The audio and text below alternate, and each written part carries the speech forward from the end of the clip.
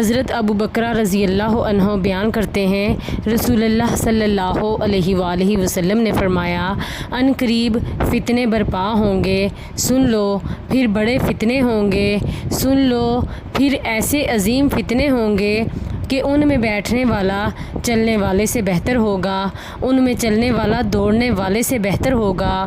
سن لو، جب یہ واقعہ ہو جائیں تو جس کے پاس اونٹ ہوں تو وہ اپنے اونٹوں کے ساتھ مشغول ہو جائے، جس کی بکریاں ہوں وہ اپنی بکریوں کے ساتھ مشغول ہو جائے، اور جس کی زمین ہو تو وہ اپنی زمین کے ساتھ مشغول ہو جائے۔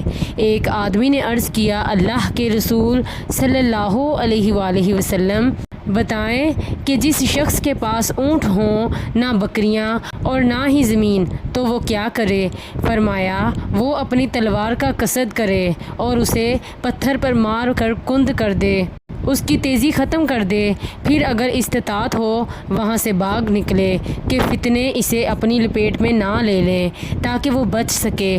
اے اللہ، کیا میں نے پیغام الہی پہنچا دیا؟ آپ صلی اللہ علیہ وآلہ وسلم نے 3 بار فرمایا۔ تو ایک آدمی نے عرض کیا، اللہ کے رسول، مجھے بتائیں، اگر مجھے مجبور کر دیا جائے حتیٰ کہ مجھے 2 صفوں یعنی جماعتوں یا گروہوں میں سے کسی ایک کے ساتھ لے جایا جائے تو کوئی اپنی تلوار سے مجھے مارے یا کوئی تیر آئے اور وہ مجھے قتل کر دے، تو قاتل اور مقتول کے بارے میں کیا حکم ہے؟ آپ صلی اللہ علیہ وآلہ وسلم نے فرمایا، وہ قاتل اپنے اور تمہارے گناہ کا بوجھ لے کر واپس آئے گا اور وہ جہنمی ہوگا۔